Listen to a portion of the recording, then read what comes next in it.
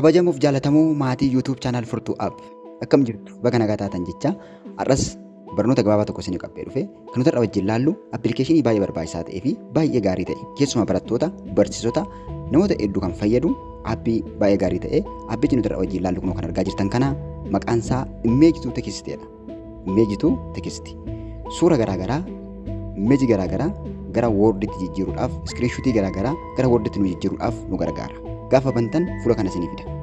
Fuula kana isinii fida. Isin mallattoo kaameraa kanarra gadi tuquudhaan gara fuula itti aanutti deemna. Mallattoo kaameraa kanarra akkuma gadi tunneen filannoo lama nu kenna. Galaarii fi kaameraa nu kenna. Galaariin suura kanaan dura ka'ee kaameraan immoo hammuma kaasnee itti fayyadamuu yoo barbaannee fi kan inni nuuf kennuuf oopshinii kana. Itti aansee filannoon biraan nu kennu bakka suura keenyaa nu geessa. Bakka suura keenya fakkeenyaaf suurota jiran kana iskiriinshoot godheetan as keessa kaa'e. Suurota kanan gara woordiitti jijjiiruu barbaada. Suurota woordiitti jijjiiruu barbaanne sana select godhannee gaafa dhufnu akka kanatti nu fida. Nuti iskiriinshoot kan goone keessaa hanga barbaannu qofa select godhanna. Caafisaa gara nagarasii qabdanii gadi harkistanii walitti harkistanii hanga isin barbaachisu qofa hanga barbaadan qofa irra gootu. Asiinis ol harkisnee karaa gadii kanas ol harkisnee hanga barbaannu qofa goona. Hanga kana qofa goona. Sanaan booda mallattoo raayitiin godhataa jira. Mallattoo raayitii kanarratti kilik goona. Mallattoo raayitii irratti kilik godhaniin booda beesa sakandii muraasa nu agarsiisa. Beesa sana booda fuula kana nuuf fida jechuudha. Kompiliitilii woordiitti jijjiiree jira. Suura iskiriinshoot kan ta'e saamintii garaagaraa ta'uu danda'a. Iskiriinshoot gaafa gootan gara woordiitti jijjiiruudhaaf ganaa irraa barreessuu, piriinti gochuudhaaf ganaa afaan rakkachuu dandeessu. Hamma garuu aappiin kun baay'ee hojii isiniif salphisa. Baay'ee salphisa. Kunoo itti da'uu dandeessu. Goda isaa kana mallattoo koppiitu jira. Koppii kana mallattoo kanarratti kilik gaafa goonu suura barreeffama kana hunda isaa koppii nuuf godha. Kun akkuma argitan koppii tekisti koppiidha.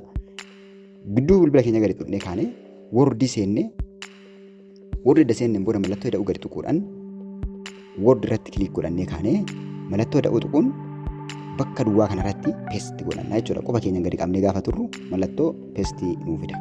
Peestii irra kilik gaafa goonu barreeffamni suurarra ture sun gara woordiitti jijjiiramee jira jechuudha. Kun koppii peestii nu ta'ee jira asitti. Akkuma argitan kunoo peestii ta'ee jira. Assaamintii garaagaraa ta'uu danda'a, riisarchii garaagaraa, pirooposaala garaagaraa ta'uu danda'a.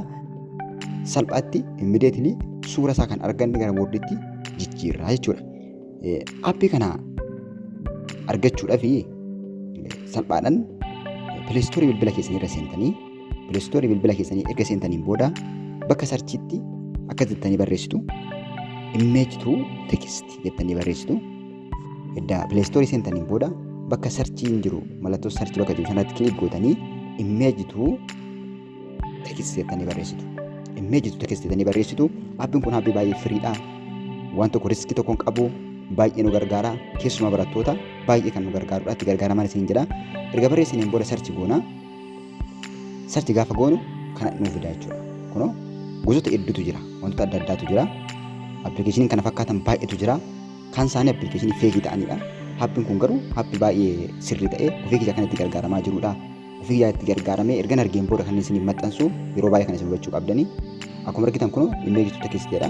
Buusee waan hin jiruuf amma oopin jennee gara keessaa seenna. Kun akkuma argitan gaafa banu fuula kana sarfeesii kana isinii fida. Sarfeesii kana isinii fida fuula gaafa banu. Kun akkuma argitan mallattoo kaameraa sanarraa yookiin da'uu sana gadi tuquudhaan gara fuula itti aanutti deemtuu oopshinii lama isinii kenna. Galaarii fi kaameraa. Kaameraan kompiitara garaagaraa irraa kaasnee, saleedaa irraa kaasnee, bilaakboordii irraa kaasnee kaanee gara tekistiitti yookiin gara woordiitti jijjiiruu dandeenya jechuudha salphumatti. Ammas akkuma duraa gara galaarii kiyyaan seensisee bakka iskiriinshoot godhee kaa'ee nageessa jechuudha. Suuricha select gaafan godhadhu akka kanatti suura iskiriinshootii kana gara woordiitti jijjiiruun barbaada jechuudha.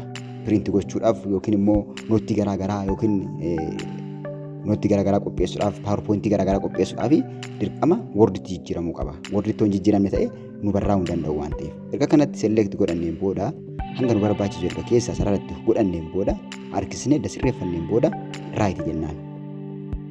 Raayitii yoggaa jennuun sakandii muraasa kan taate beeksisa nutti agarsiisa. Kiloos ofirraa goonee gara itti aanutti deemna. Argitanii akkuma argitan kana gara woordiitti jijjiiree jechuudha. Gara woordiitti jijjiire. Baay'ee salphaadha aappiin kuni. Dhugumatti aappii baay'ee bareeda, aappii baay'ee barataa gargaarudha.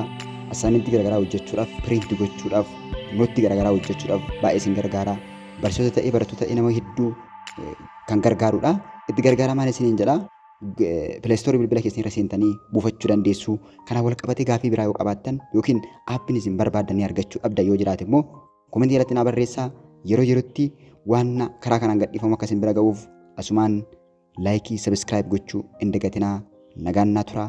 Waan hanga dhumaatti waan na hordoftaniif guddaa kabajamaan isiniin jedha. Nagaatti yeroo biraa mata duree biraatii fi akkasumas aappilikeeshinii haaraa biraatiin wal agarraa. Obboleettota keessan birootiif sheer godhaa. Guddaan YouTube chaanaalii kanaatiif immoo komentii irratti yaada keessan barreessaa. Yoo isinitti tole yookiin yoo isinitti bade waan kamiyyuu haa ta'u yaada keessan naaf qoodaa isiniin jedha. Nagaan naa turaa. Yeroo biraa viidiyoo biraatiin wal agarraa. Ammasitti nagaatti. Kan ammoo aappii kana argachuu barbaadan Telegram channel irraa furtuu aappii Telegram channel irraa argachuu dandeessu. Akkasumas immoo pileestoorii bilbila keessanii seentanii buufachuu dandeessu. Kan har'a isiniif qabadhee dhufe kana fakkaataa. Nagaan naa turaa. Yeroo gaarii. Viidiyoo biraatiin wal agarra.